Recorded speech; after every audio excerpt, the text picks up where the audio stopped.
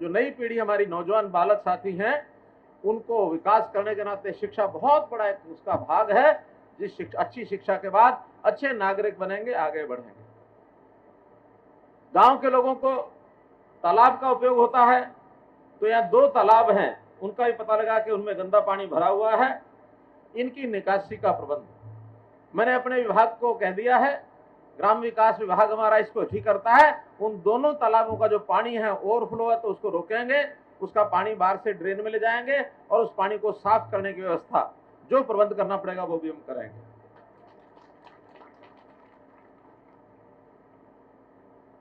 देवता वाले तालाब और मंदिर वाला तालाब, जो खेतों का रास्ता जाता है, उसकी रिटर्निंग वाल, क्योंकि कटाई होकर के जमीन चली जाती होगी, रास्ता छोटा बचता होगा, तो उसकी रिटर्निंग वाल ये भी बना दी जाएगी। और जो गंदा पानी है उसकी निकासी का तो मैंने समाधान बता दिया, वो जरूर कराएंगे, इसलिए वो भी डिमांड आपकी पूरी की जाएगी। गांव जारी जाने वाला जो रोड है उसको चौड़ा कराया जाएगा, उसकी मुरम्मत भी कराई जाएगी। गांव कुराड़ की जो पीएचसी है, इस पीएचसी को अब ये पुरखास के साथ जुड़ी हुई है, इसको पीएचसी यानी ये जो गांव है पीएचसी पुरखास के साथ जुड़ा हुआ है, इसको पीएचसी मूर्थल से जोड़ा जाएगा। मूर्थल आपको नजदीक पड़ता है, ये काम भी इसका पूरा कराएंगे। मित्रों, एक मांग जो हम भी चाहते हैं कि आखिर हमारा जो खिलाड़ी है, इस खिलाड़ी के खेल का उपयोग हमको हो।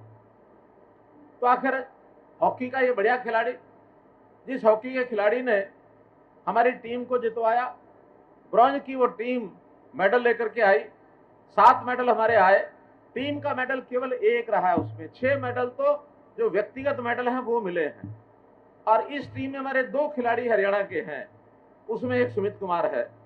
तो यहाँ के बच्चों को खेलों में किस प्रकार से, यानी हॉकी में खास करके ये अपना योगदान कैसे करेंगे, नए बच्चों को हॉकी कैसे सिखाएंगे, तो इनको हमने कहा है कि एक 6A साइड ये एक हॉकी का मैदान होता है।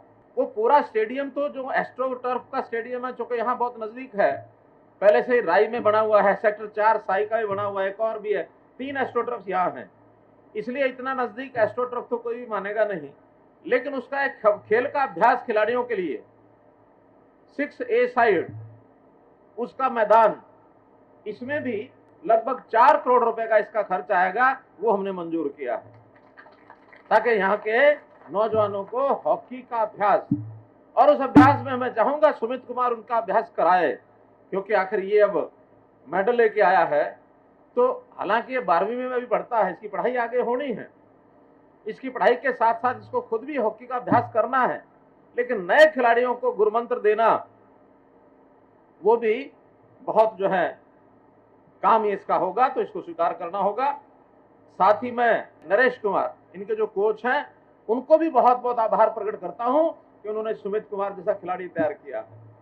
इसलिए हमने जो खेलों में अपनी नीति बनाई है, उसमें जितने भी मेडल लेकर के आते हैं, उन मेडल में अगर कोई गोल्ड मेडल लेके आता है तो हरियाणा प्रदेश की ओर से 6 करोड़ रुपए का नाम दिया जाता है, जो दुनिया में सबसे ज्यादा है, कहीं नहीं है 6 करोड़ रुपए। अगर ब्रॉन्ज भी लेके आता है, कोई टीम लेके आती है, तो ब्रॉन्ज वालों को भी हम 2.5 करोड़ रुपया जो हमारे सुमित को देंगे, 2.5 करोड़ रुपए के इनाम का हकदार ये भी है। और शायद पैसा आ गया होगा, क्यों भाई, अकाउंट में पैसा आ गया ना, 2.5 करोड़ पक्का, ऐसे ही हाँ ना करना, 2.5 करोड़ रुपया इनके अकाउंट में पहुंच चुका है। और हमने तो इस बार जो टीमें हमारी चौथे नंबर पर रह गई, तीसरे तक नहीं आए, वैसे तो पॉलिसी में उनको पहले 15 लाख अलाउड था, लेकिन हमने कहा भाई या तो तीसरे को 2.5 करोड़ और चौथे को एकदम 15 लाख, सांप सा काट गया, ये ठीक नहीं है। हमने इस बार जो चौथे नंबर पर हमारी जो महिला की हॉकी की खिलाड़ी आई है, वो चौथे नंबर पर टीम आई है, उसमें 9 हमारी महिला खिलाड़ी हैं, उनको भी 50-50 लाख रुपया दे दिया 15 के बजाय, उसमें हमारी 9 खिलाड़ी। तो इसलिए मित्रों, खेलों को प्रोत्साहन देने में चाहे इनाम की राशि हो, चाहे इंफ्रास्ट्रक्चर हो, स्टेडियम हो, चाहे जगह जगह सुविधाएं, कोच की बात हो।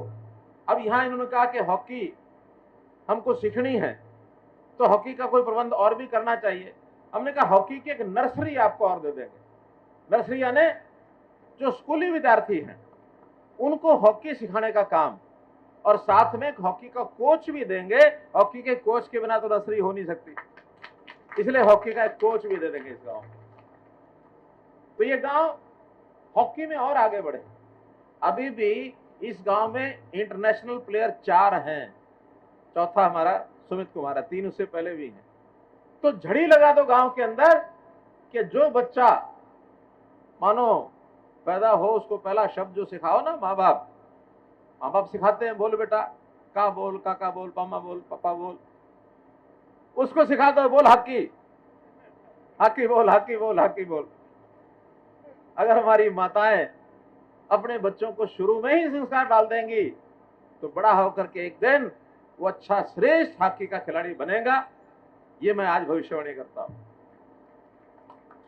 माताओं बहनों से विशेष अपील है कि अपने बच्चों को, क्योंकि बच्चा मां से सीखता बहुत कुछ, उसको बचपन में ही शौक लगाओ। कुछ नहीं तो हाथ में एक डंडा पकड़ा दो। पहले छोटे होते थे हम गुल्ली डंडा खेलते थे ना।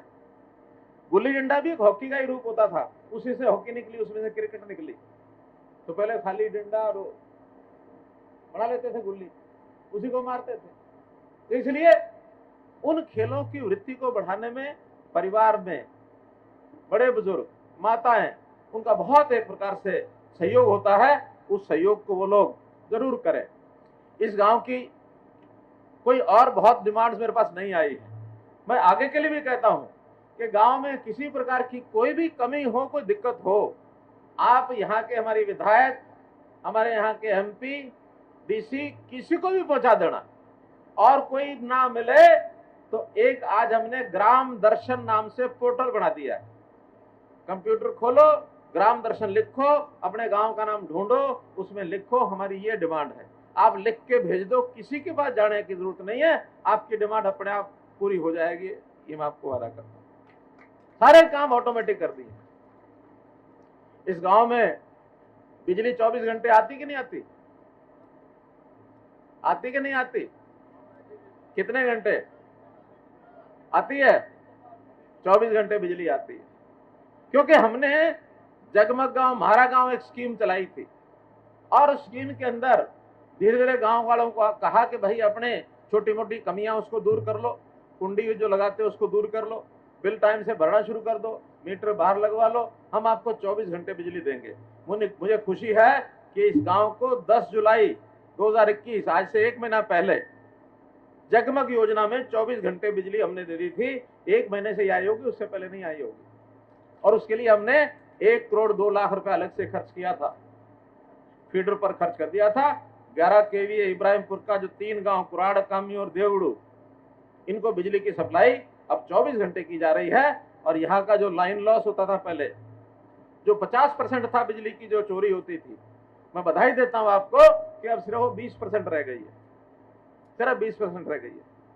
तो आप लोग जितना सहयोग और साथ दे रहे हैं, जितना हाथ आगे बढ़ा रहे हैं, आप समझो आप 1 कदम आगे बढ़ाओगे, हम 2 कदम आगे बढ़ाएंगे, लगातार आप 4 कदम बढ़ाओगे, हम 8 कदम बढ़ाएंगे, आपसे पीछे नहीं रहेंगे। चाहे वो शिक्षा का क्षेत्र हो, स्वास्थ्य का क्षेत्र हो, चाहे वो खेती की बात हो, चाहे वो पानी की बात हो, चाहे बिजली की बात हो, चाहे खेल की बात हो। एक बात और मैं अपनी बात को खत्म करने से पहले कहूंगा कि कुछ इलाकों में कुछ ऐसे लोग जो भोले भाले किसानों को बहका रहे हैं। बहका क्या रहे हैं कि भाई आगे आने वाले टाइम ऐसा आ रहा है, तुम्हारी जमीनें बिक जाएंगी। मैं कहता हूं नरेंद्र मोदी जी की सरकार, हरियाणा में आपकी ये सरकार कभी इस ओर सोच भी नहीं सकती कि किसान का कोई नुकसान हो जाए। ये प्रदेश, ये देश किसानों का है, और किसान के हित में जो अच्छे से अच्छा काम करना होगा हम करेंगे। चाहे उसको बीज है, खाद है, चाहे उसकी दवाई दिलवानी है, चाहे उसको ऑर्गेनिक है, चाहे पशुओं की रखरखाव करना है, चाहे उसका कोई खराबा हो गया उसका मुआवजा देना है, चाहे 24 घंटे बिजली देनी है, पानी देना है, या फिर उसकी फसल होती है तो उस फसल का, उसकी बिक्री का विषय है। बाकी प्रदेश, सारे देश की 2 फसलें, धान और गेहूं, इसकी प्रोक्योरमेंट करते हैं मंडियों में। ये हरियाणा सरकार 11 फसलें वो प्रोक्योर करती है। हरियाणा के अंदर 11 फसलें, ना पंजाब करता, ना राजस्थान करता, ना यूपी करता, कोई आसपास का सरकार जो नहीं करती है। हम गेहूं धान के अलावा कपास है, बाजरा है, मक्का है, मूंग है, मूंगफली है, ये सारी फसलें और सब्जियां। सोनीपत जिला तो सब्जियों का घर है। इन सब्जियों में हमने कहा कि कभी सब्जी ज्यादा हो जाए, डिमांड कम हो जाए तो सस्ती हो जाती है। मंडी में सस्ती हो गई और इतनी सस्ती हो गई कई बार हम सड़कों पर फेंक के आ जाते हैं। हमने कहा सड़कों पर मत फेंको, जिस भाव के बेचा, अगर आपको घाटा हो जाएगा तो घाटा सरकार भरेगी, आपको नहीं भरना पड़ेगा। भावांतर भरपाई योजना हम लेके आए।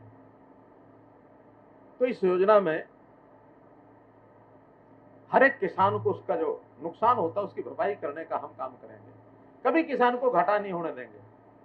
और उसको आगे कैसे बैंक से के पैसे कैसे मिलेंगे उसको, बाकी अब प्रधानमंत्री जी ने 6,000 रुपया हर एक किसान को साल का वो देना शुरू कर दिया, किसान मान सम्मान निधि। और हमने तो किसान के साथ साथ बाकी जो गरीब परिवार हैं उनको भी देना शुरू कर दिया। परिवार पहचान पत्र बनाया। इस परिवार पहचान पत्र में 1,80,000 रुपए से नीचे अगर किसी की आमदन है उसको 6,000 रुपए साल का हम भी देंगे। उनको बीपीएल के कार्ड की सब सुविधाएं देंगे। और जो बहुत कम आमदन के लोग हैं उनके लिए योजना बनाई है मुख्यमंत्री अंत्योदय परिवार उत्थान योजना। उनका भी गांव-गांव में हमने सर्वे कराना शुरू किया है। हमारे पास 50,000 ऐसे परिवार जिनकी आमदन 50,000 रुपए से भी नीचे है, वो अपने घर का गुजारा मुश्किल से कर सकता है। ऐसे परिवारों में हमारे अधिकारी जाएंगे कि इस सहायक को डबल कैसे करना है। उनको घर में छोटा मोटा काम करने की जो जरूरत है पूरी करेंगे। किसी को 2 भैंस बांधनी है बंधवा देंगे, किसी को 4 गाय बांधनी है वो बंधवा देंगे, किसी को छोटी कोई दुकान करनी है वो करवा देंगे, किसी को कोई छोटा मोटा उद्योग अपने घर में कोई चीज बढ़ाने का काम करना वो करवा देंगे। कोई छोटी मोटी नौकरी में हम अगर उसकी मदद कर सकते हैं, उसको स्किल डेवलपमेंट का उसको यानी कौशल विकास ये सिखा देंगे ताकि कई प्राइवेट नौकरी कर सके। तो ऐसे बहुत प्रबंध कर रहे हैं कि गरीब परिवारों को सबसे पहले उसका अधिकार है। गरीब अगर एक बार खड़ा होकर अपने पैरों पर खड़ा हो जाएगा तो हमारी बहुत समस्याएं खत्म हो जाएंगी। अमीर जो है वो अपनी गाड़ी अपने आप चला लेता है, मध्यम वर्गीय है जो नौकरी पेशा है वो अपना कुछ ना कुछ घर का काम चला लेता है। लेकिन जिसके घर में कुछ नहीं है, बहुत परिवार ऐसे मिलेंगे और बहुत तो ऐसे हैं जो आगे मांग भी नहीं सकते हैं, हाथ भी नहीं बढ़ा सकते हैं। सरकारी योजनाएं बहुत आती हैं लेकिन वो वहां तक पहुंच नहीं पाते हैं। हमने तय किया कि सरकार की योजना, ये जो परिवार पहचान पत्र की स्कीम बनाई है, इसमें वो योजना गरीब से गरीब के घर में हमारा सरकारी अधिकारी लेके जाएगा कि ये आपके लिए फायदा है, आप इसको ले लो। तो सरकार अब वैसी नहीं है कि आपको द्वार द्वार घर घर जाना पड़ेगा। अब हम सरकारी चक्कर न काटने पड़े इसके लिए सब काम कर रहे हैं। आपकी कोई शिकायत हो, कोई समस्या हो, कोई भी प्रकार की बात हो, तो इन सब बातों के लिए एक एक करके हम आगे बढ़ रहे हैं। कहीं कोई कमी रह जाए तो आप हमारे तक पहुंचाने का काम करें, अपने अधिकारी के माध्यम से करें, अपने चुने हुए प्रतिनिधियों के माध्यम से करें, आप सोशल मीडिया से करें। जैसे भी आप बात हमारे तक भेजेंगे आपकी समस्या का हल कराएं।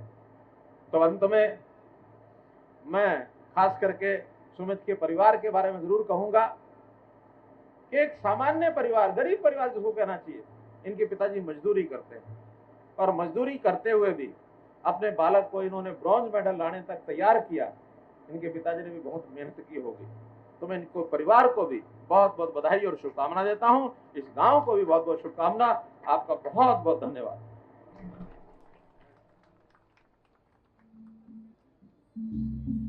बहुत बहुत धन्यवाद माननीय मुख्यमंत्री जी का।